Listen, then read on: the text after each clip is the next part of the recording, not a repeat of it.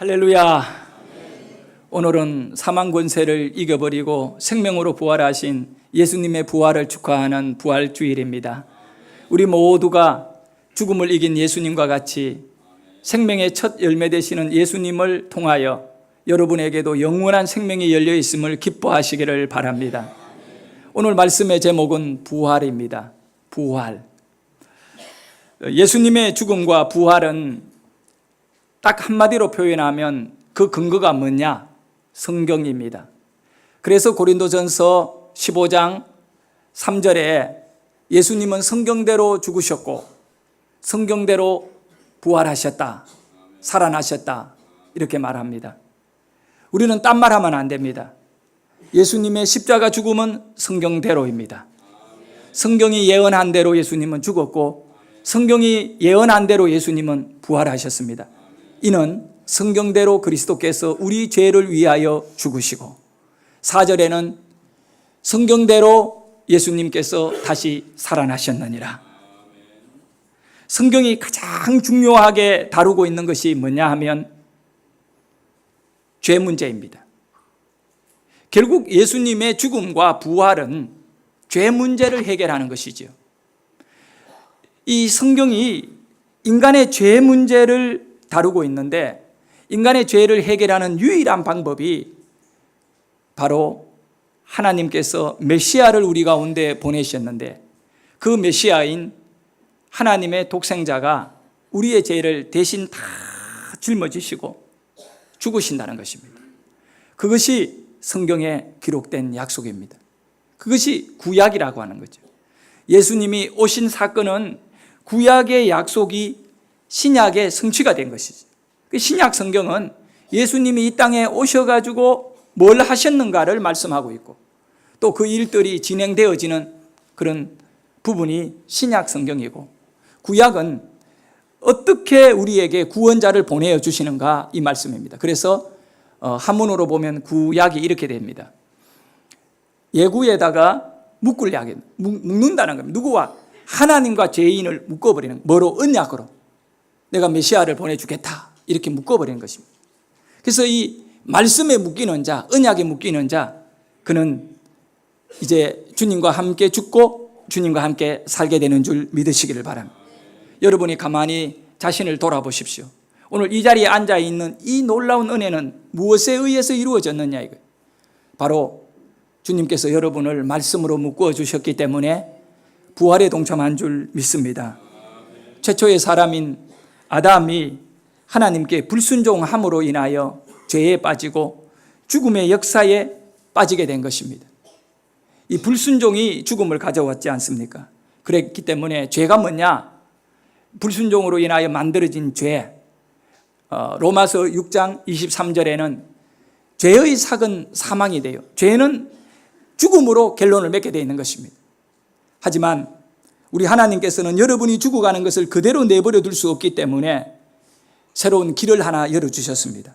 그것이 뭐냐 하면 불순종으로 죽음이 우리에게 왔는데 순종을 통하여 죽음을 이겨내고 이 죽음이 아닌 생명으로 우리의 길을 열어주시고 우리의 인생이 영원한 생명을 소유한 자로 살게 하신다는 것입니다. 예수님께서 우리를 위해 가지고 우리 죄를 짊어지시고 십자가의 죽음으로 여러분과 나는 죄로부터 해방을 받게 되었습니다. 그래서 이런 모든 일들이 성경에 다 기록되어 있는 겁니다. 예수님이 오시기 전에 700년 전에 이사야 선지자는 예수님이 이 땅에 어떻게 올 것인가를 정확하게 알고 있었습니다. 너무 놀라운 사실이에요. 이사야 7장 14절에 보면 그러므로 주께서 친히 징조를 너희에게 주실 것이 하나의 징조, 징표. 처녀가 잉태하여 아들을 낳을 것이요. 근데 처녀가 잉태, 여기에 처녀라는 것은 남자를 가까이 하지 않고 아이를 낳는다는 겁니다. 이거는 과학적으로나 일반적인 경험으로는 일어날 수 없는 일이 일어났기 때문에 그거는 너희들에게 징조가 된다. 독특하니까. 그거는 뭔가 너희들에게 사인이 된다는 거예요. 그 사인이 뭐냐면 그가 메시아라고 하는 사인이라는 거예요. 그 이름을 임마누엘이라 하라. 여러분, 임마누엘이라 하라. 그 임마누엘은 하나님은 우리와 함께 계신다는 것이거든요. 이 이사야가 예수님 태어나기 700년 전에 이 예언을 했던 것입니다. 이것이 이사야의 머리에서 나온 것이 아니라 성령이 이사야를 통하여 감동해가지고 이 말씀을 선포하게 하고 기록에 남기게 한 것입니다.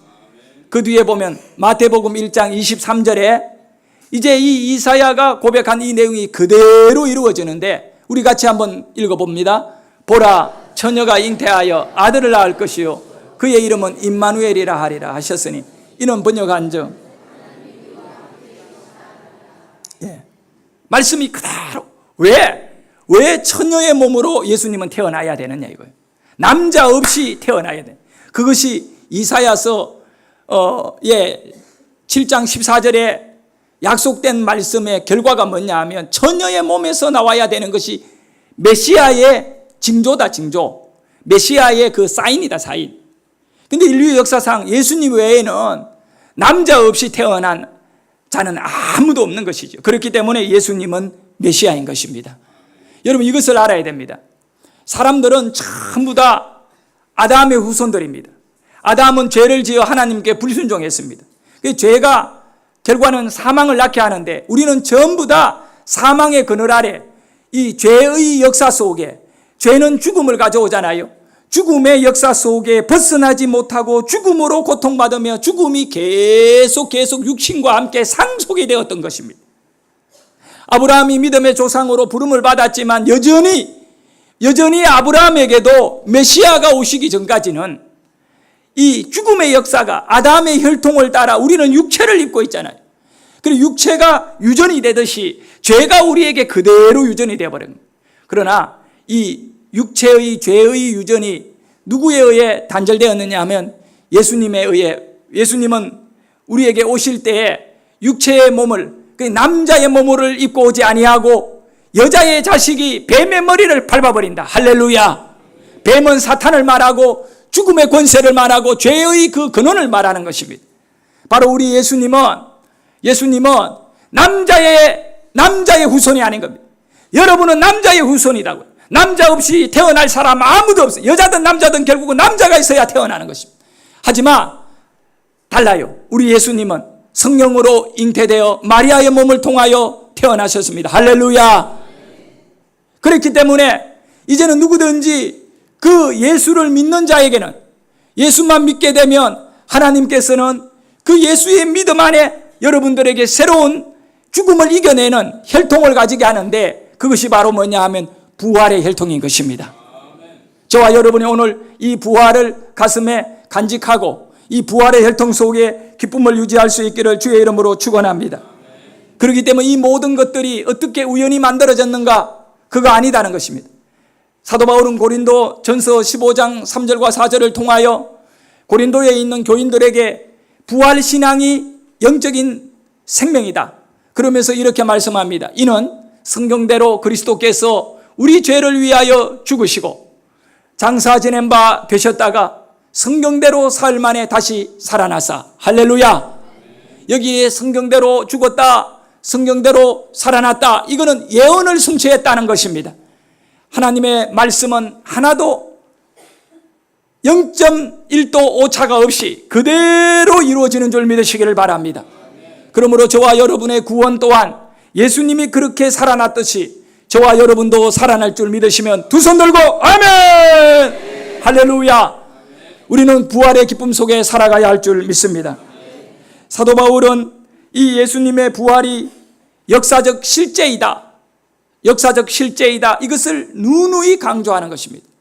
많은 사람들이 예수님의 부활을 역사적 실제로 받아들이지 않습니다. 그저 좋은 얘기로, 신기한 얘기로 받아들이는 사람도 많이 있고, 심지어 어떤 사람은 전혀 믿지도 않습니다. 요한복음 20장에 보면 디두모라고 하는 도마도 어땠습니까? 예수님의 제자입니다. 예수님하고 같이 3년 동안 먹고 자고 따라다니면서 누누이 예수님이 십자가 죽음을 말씀하셨고, 죽음 뒤에 내가 부활할 것이다, 3일 만에 내가 부활할 것이다 말씀하셨지만 그거를 그냥 스쳐들었던 것입니다. 가슴에 깊이 마음으로 받지 않았는 거예요. 믿음으로 받지 않았기 때문에 예수님이 이제 십자가 죽은 이후에 제자들이 뿔뿔이 흩어졌습니다. 다 흩어졌습니다. 그리고 그 흩어진 제자들끼리 만났는데 그때 도마가 나타난 거예요. 다른 제자들이 우리 예수님이 부활하셨다, 내가 만났다고 말하니까 도마는 농담하는 줄 알았습니다. 너희들이 내가 여기 함께 하지 않았다고 나를 지금 놀리고 있니? 그러면서 도마가 강하게 선포합니다. 내 손으로 주님의 손을 만져보고 주님의 손 옆구리에, 그 가슴 옆구리에 창자국에 있는데 내 손을 넣어보지 않고는 내가 그거는 믿을 수 없는 사건이다. 여러분, 예수님의 부활은 제자도 못 믿을 얘기였어요. 그러고 난 다음에 8일이 지난 이후에 도마가 있는 곳에 제자들이 다 모여 있었는데 예수님이 그곳에 나타나셔가지고 도마에게 말합니다. 도마야, 네 손을 내밀어 내 옆구리에다가 한번 넣어봐라. 그리고 네 눈으로 내 손의 못자국을 보고 의심하는 자 되지 말고 만져보고 믿는 자가 되라. 그러면서 우리 예수님이 하신 너무나 중요한 보지 않고 믿는 자는 복이 있도다. 할렐루야. 우리는 이 예수님의 부활이 실제임을 믿어버리고 복받을 수 있기를 축복합니다. 예수님의 제자도 못 믿을 부활을 우리는 믿을 수 있기를 원합니다. 그런데 그것이 어떻게 여러분에게 믿겨지느냐 하면 성령이 여러분에게 감동을 주시기 때문에, 성령이 여러분을 도와주셔서 믿어야 산다, 믿어야 산다. 할렐루야. 예수님의 부활을 믿고 여러분의 죽음의 문제는 이미 해결되었음을 믿으시기를 바라겠습니다. 사랑하는 성도 여러분, 예수님의 부활이 실제 사건이라는 것을 강조하기 위해 가지고 바울은 고린도전서 15장 4절에서 8절까지 이렇게 말씀하고 있어요. 우리 같이 한번 쭉 읽어봅니다. 장사 지낸 바 되셨다가 성경대로 사흘 만에 다시 살아나사 게바에게 보이시고 후에 12제자에게와 그 후에 500여 형제에게 일시에 보이셨나니 그 중에 지금까지 대다수는 살아있고 어떤 사람은 잠들었으며 그 후에 야고보에게 보이시며 그 후에 모든 사도에게와 맨 나중에 만삭되지 못한 자 난 자 같은 내게도 보이셨느니라. 아멘.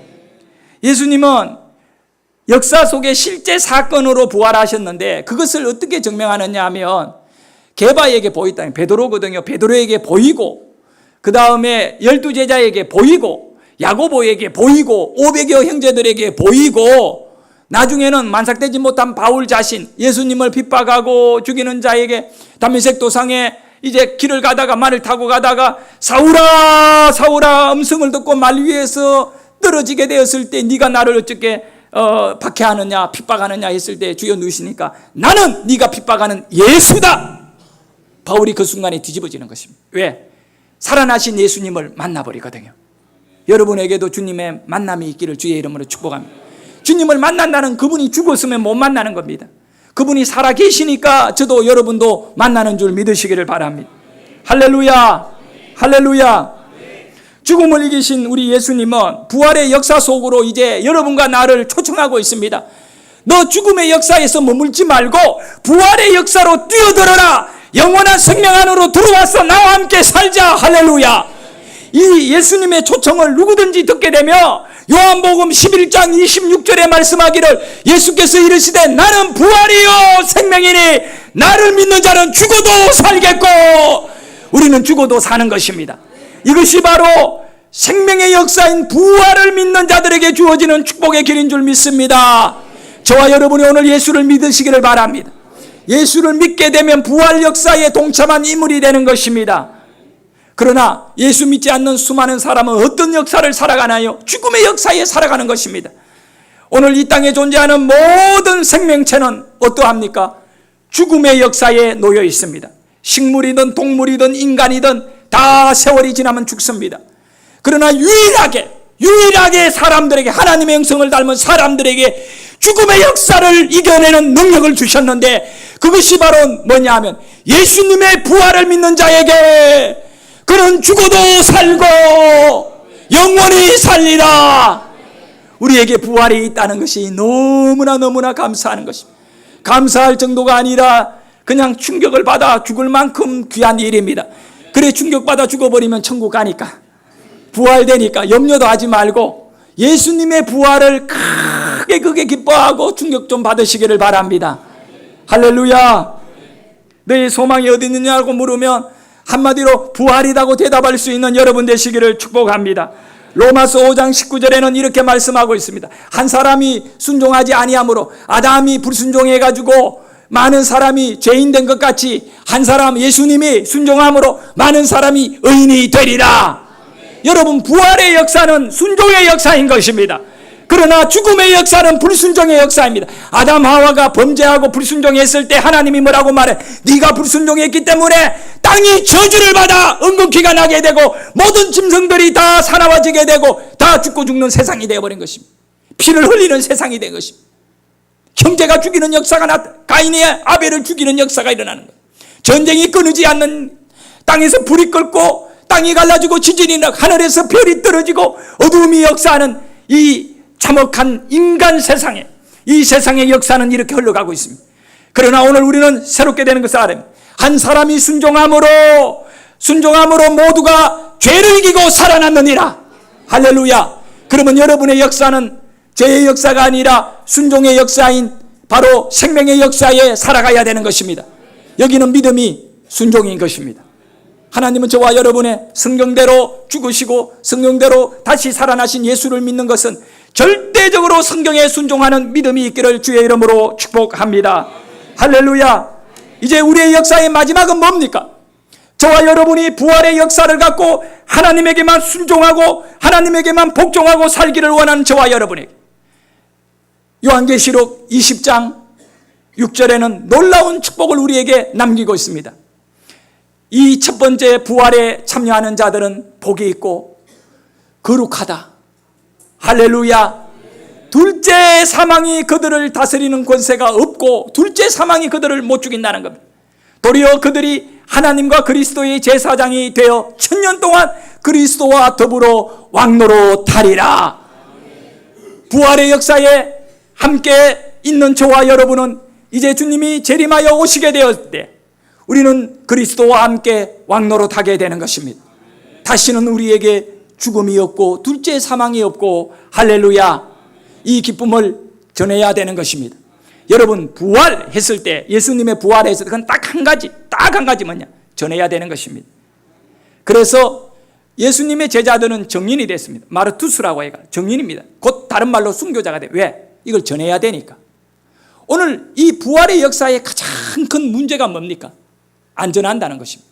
이 부활은 전해져야 생명의 역사로 인간들을 살려낼 수 있습니다. 지금 죽음의 역사, 죄의 역사 속에 불순종의 역사로 인하여 땅은 비참해져 있습니다.